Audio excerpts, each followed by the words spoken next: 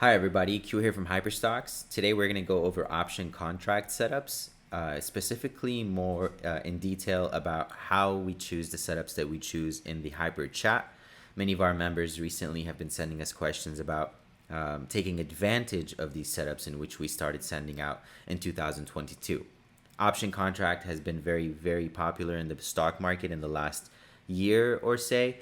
And that's primarily because of the rolling out of option contracts on Robinhood and platforms that have allowed options trading to be free, where it used to be much more costly per contract. Now, option contracts are very risky, so I suggest that you learn as much as you can if you're going to trade them on your own. And if this is your first time trading option contracts, I recommend you take on a very small position just to understand how to or how they move, because they do move very quickly both up and down, so you have to understand the movement before you start to taking on riskier trades. When we do send option contract setups in the chat, they look something a little like this. This is one of our last setups. You can see that we sent out the stock name, the contract, the strike price, the contract type, which is a call contract, the expiration, our entry, and whether it's a swing trade or a day trade. When it comes to choosing option contracts, one of the first things you're going to choose, obviously, is going to be the underlying stock in which you choose to trade contracts for. For this specific example, we used X, which was United States Steel, and we used an expiration of January 28, 2022, and we chose the $25 strike price, and it was a call contract. So when we're comparing that to the contract breakdown, we've nailed the stock name, which is X. We have the strike price, which is 25, and I'll explain what this means in just a second. And we also have the fact that it's a call. And finally, we have the expiration, which is January 28, 2022. And so in this very example, our type of trade was a swing trade. So that means we were holding it for longer than just a single day, which means it's not a day trade. So a swing trade could be anything that's more than 24 hours of a hold.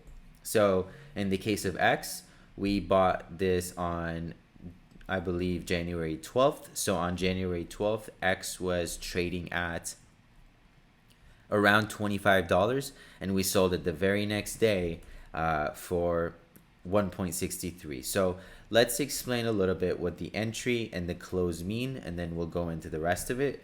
So when we're looking at option contracts and we write the entry, so in this very case, the entry was 1.45. Whatever price you see under entry, so if it looks something like this, this is the part in which confuses traders when they first get into option contracts. 1.45, you're always going to multiply by 100, and I'll explain why in just a second. So your total price for this option contract would have been $145. And the reason why is goes back to what an option contract essentially does. And so this is why traders or Wall Street likes option contracts for this specific reason. It's for example, say you're looking at X and you like the stock, but you don't want to buy it yet. You don't want to pay every option contract guarantees you 100 shares of the underlying stock at the strike price. So for example, on January 12th, X was trading at $25, and I wanted to buy 100 shares, but I wasn't sure that I want to spend 100 times 25 yet, because that would have costed me $2,500. So instead of buying $2,500 worth of the stock, I told myself by January 28th, so the strike price here, by January 28th, if the stock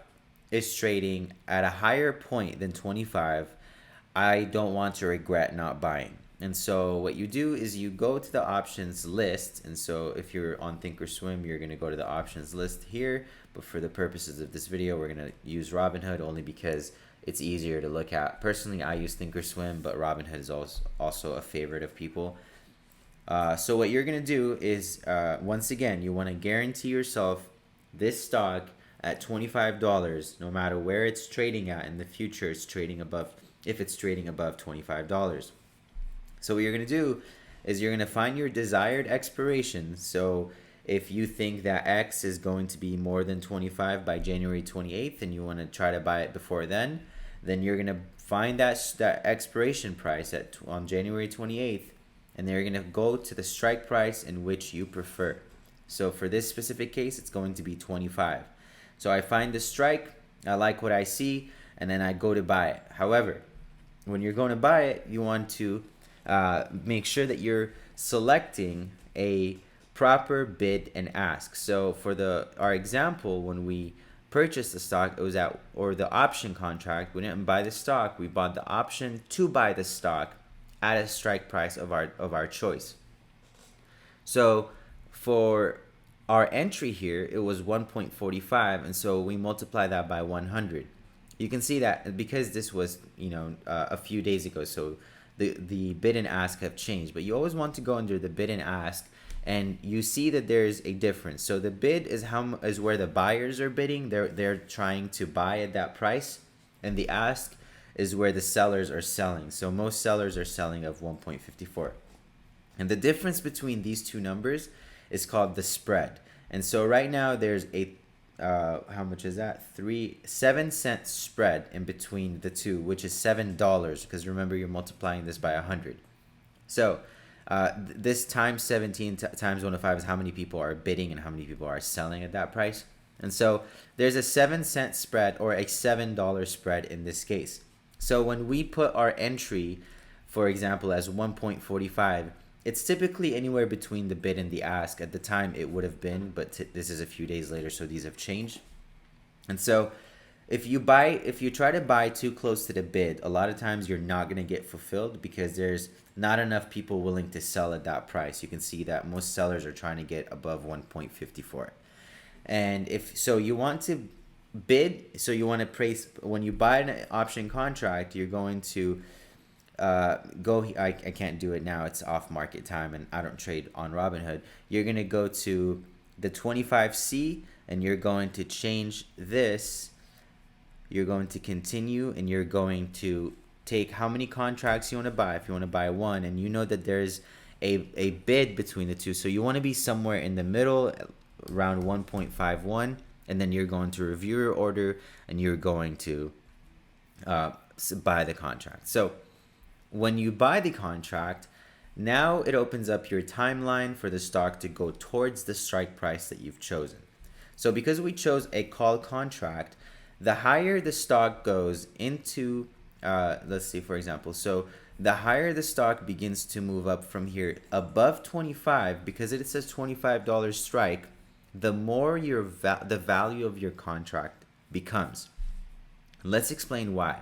So if our contract guarantees the underlying buyer, so now you own a contract that guarantees you 100 shares of X at $25, no matter where X is trading at by January 28th.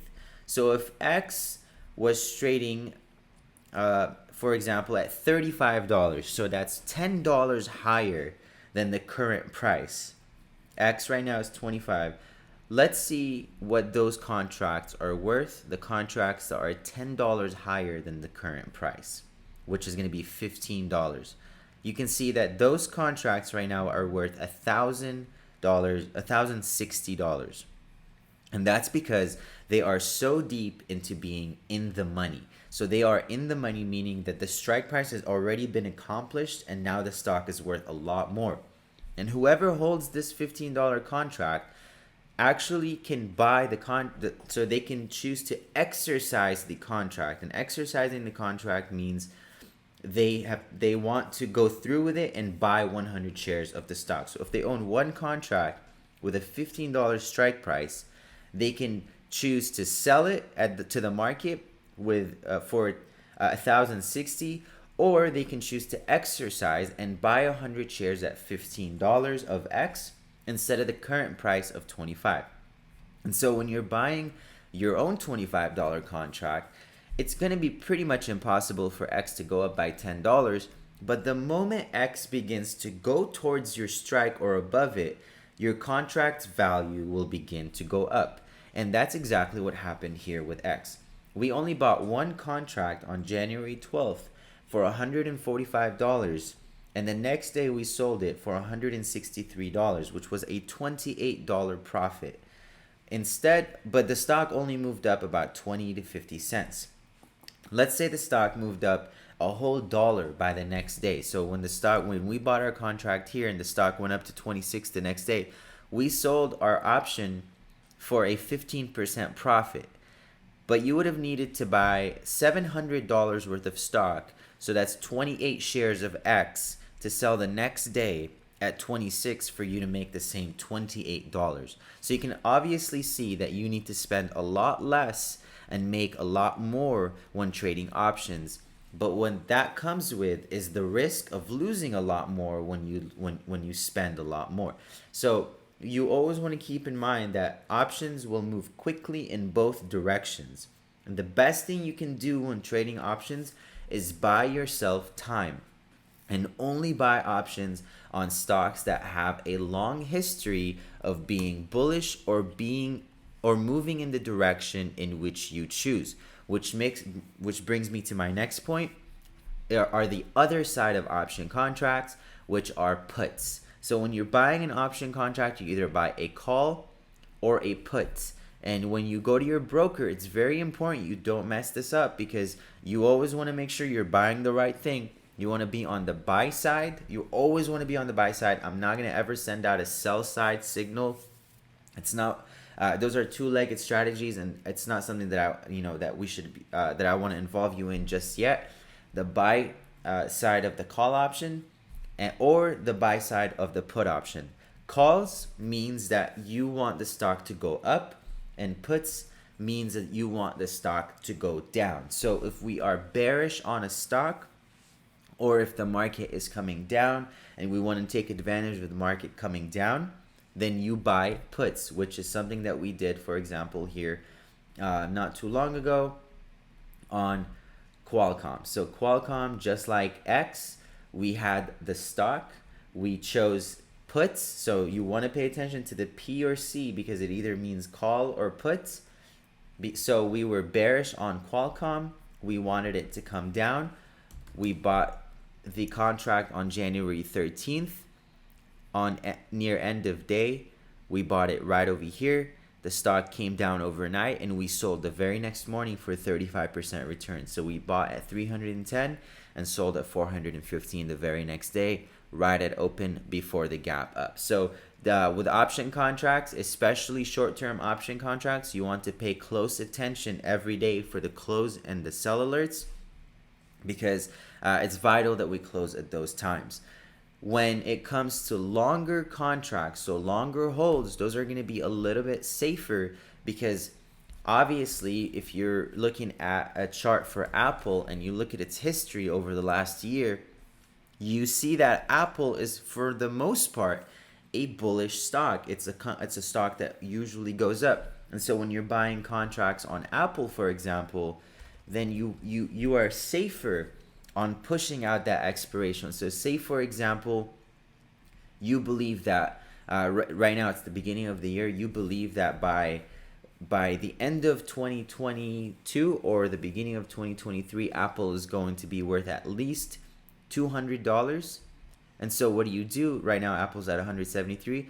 You're going to buy the $200 call, but just notice how much more expensive it is to buy longer term contracts. And that's because you're literally buying time at that point.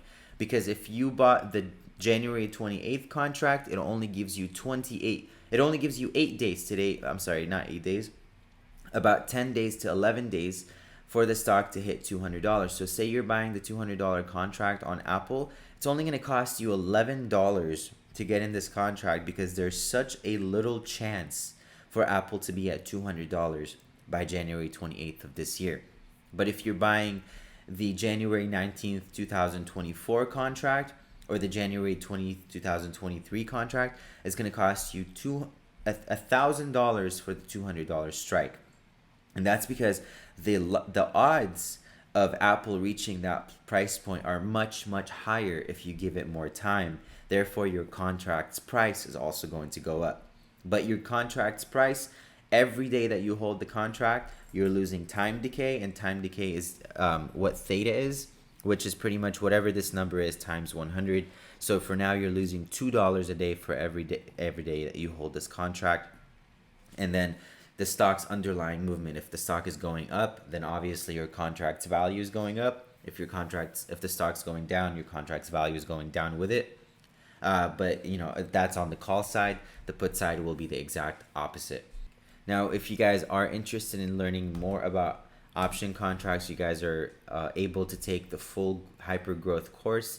The course is filled with very, very important information about option contracts. They have about 5 hours worth of video, and it really, really breaks down option contracts to the T. And you're gonna need, it's gonna give you everything you need. So thank you guys again for checking in, and I hope this video served you well, and you guys have a great week.